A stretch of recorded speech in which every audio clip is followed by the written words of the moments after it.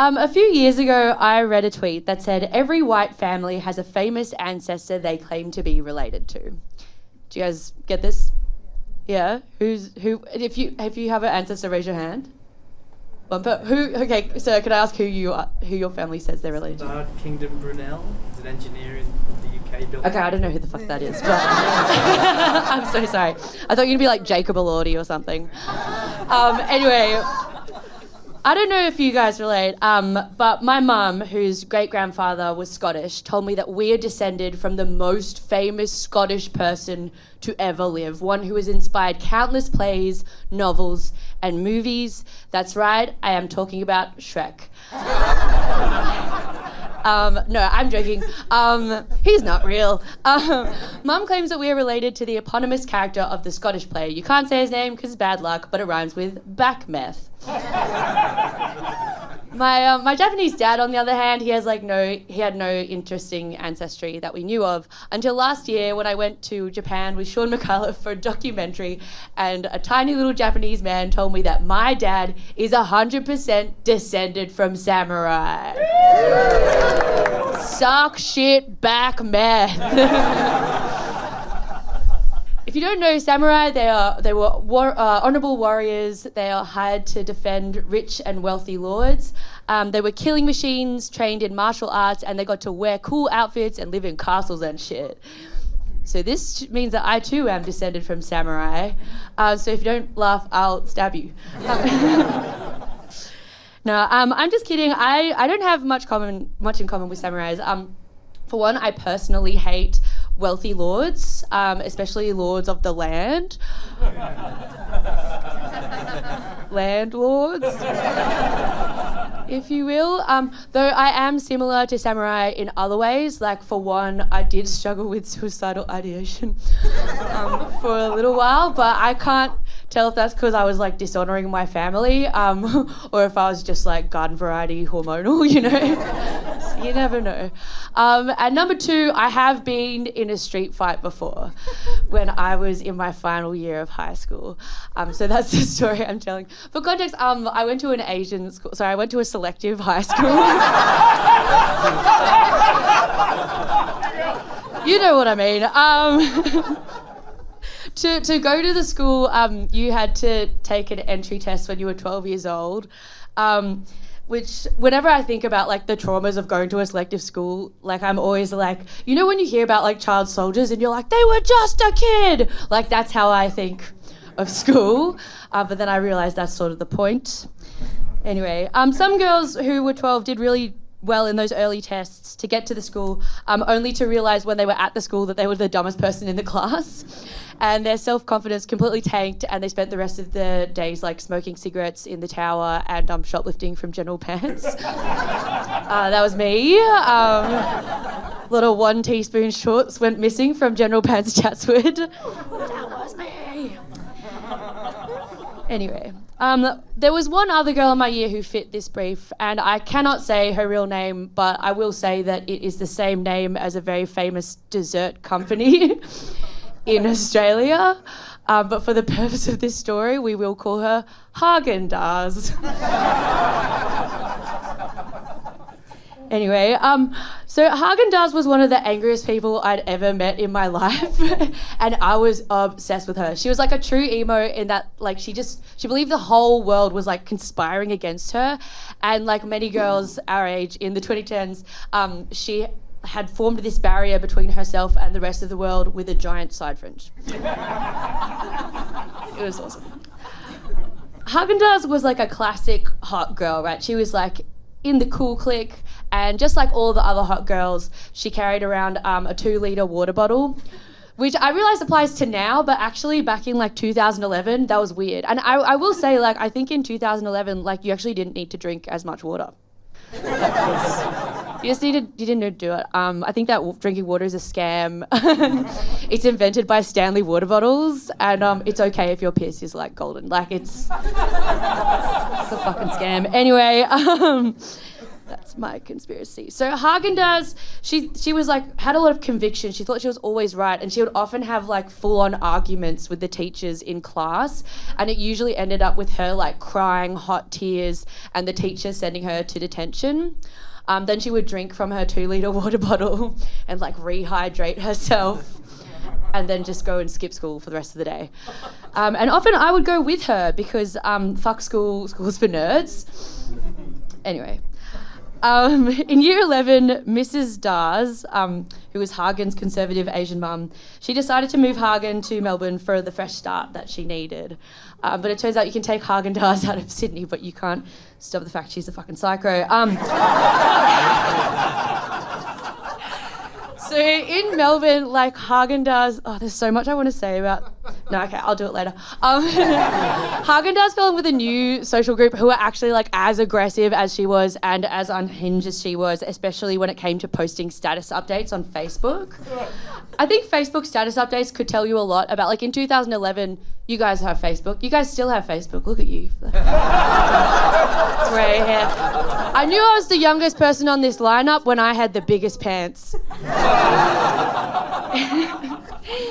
Anyway, well, you guys definitely remember, like, Facebook updates, they could tell you about people, right? Like, they could tell you who had a crush on who, because people would type it by accident into the status update bar, thinking it was the search bar, right? They could tell you if someone's relationship was complicated, because those people would change their relationship statuses to "it's complicated."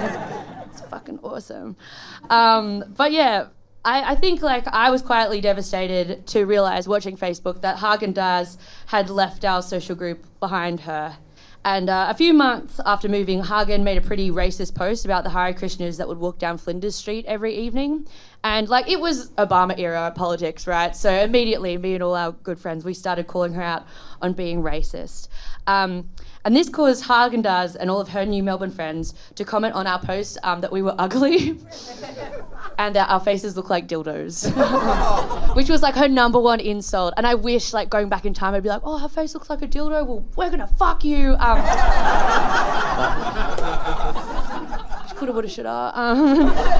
But we didn't do that. She also, all of her friends would constantly comment. They friend requested us and we accepted it because we thought it was funny. And then they would comment on all our pictures that they were going to come up and bash us, like all the time. And instead of being like, hey guys, like don't do that, that's going to hurt. We said, yeah, come bash us. We were like, as if they're going to come up from Melbourne to bash us. Like, what the fuck? Shut up, Häagen-Dazs. Whatever. So like for months on end, they just kept telling us that they were going to bash us. And for months on end, we were like, yeah, haha, do it. And it became sort of like a running joke at our school. But what we didn't realise was that in Melbourne, Häagen-Dazs had made friends with powerful people that belonged to organised crime. And so all the 17-year-old girls she was friends with, like, were drug dealers who, like, would stab people. And fully, yeah, they were scrappy bitches. So to them, like, our threats were not, like, empty threats. Like, they were a fucking invitation.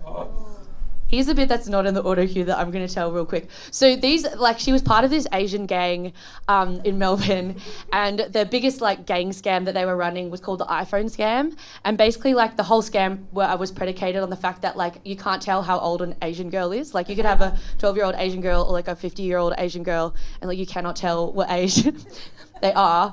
So they would send these 16-year-old girls out to... there was also... Sorry, this is me riffing.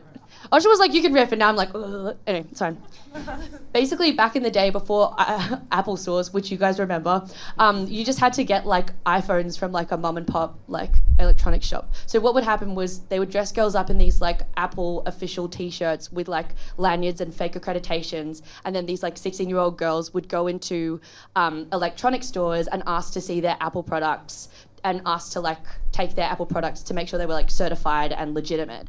And everyone would just give it to them because, like, I don't know, nobody did any research. Like, that was just sort of how it went. And then all those girls would go and, like, with, like, 3 iPhones and, like, get in a van with all these gangsters, put on their normal clothes, and they get paid $300 per iPhone. Yeah, it's pretty sick. Anyway,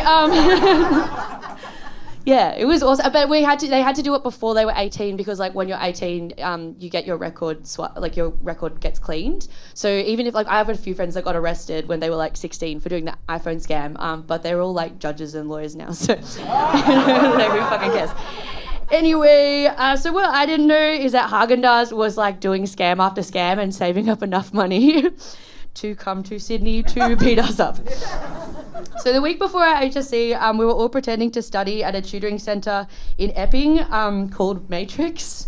When we got a text from Häagen-Dazs announcing she was in Sydney, the text said, "I'm in Sid, where you?" And we didn't really know what to do. We still didn't believe she was going to bash us. So we were like, "Oh, we're at Matrix Tutoring Centre studying maths, haha, like, come here."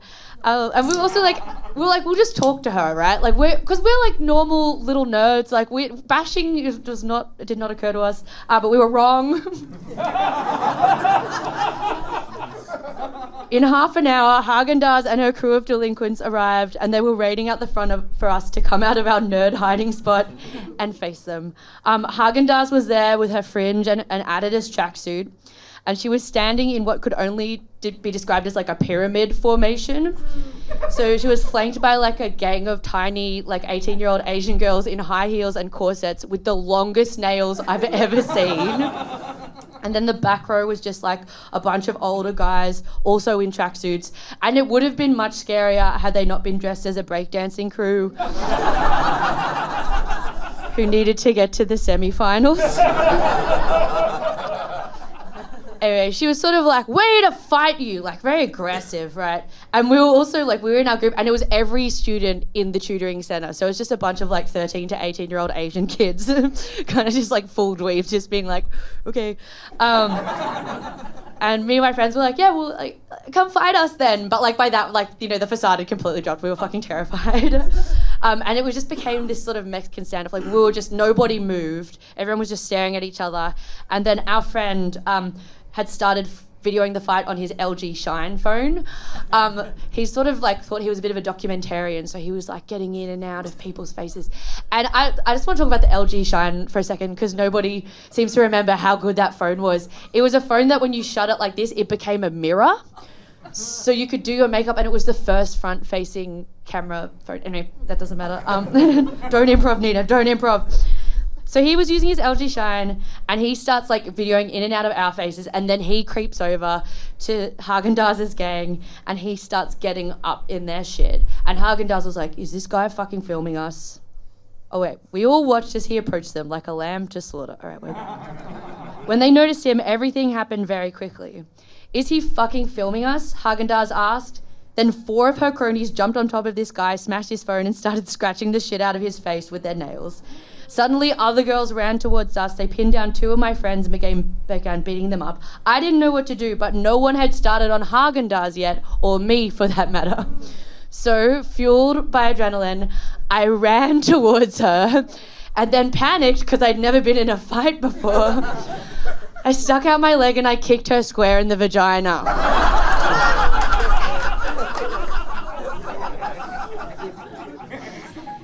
She looked me in the eyes with the kind of aggression that had previously only been reserved for teachers. So I did what any good seasoned samurai did, and I'm just kidding, I ran away. I ran away so fucking fast, and I hid. That's when one of the tutors from the centre ran into the middle of the brawl and yelled, "I'm calling the police!" And just as fast as they had arrived, all of Häagen-Dazs and her friends scattered like bugs deep into the night, leaving 4 people wounded on the ground, 1 with a black eye, 1 with a bald patch from having her hair pulled out, 1 with scratches on his face, and me with a sore ankle from kicking Häagen-Dazs' extremely hard vagina.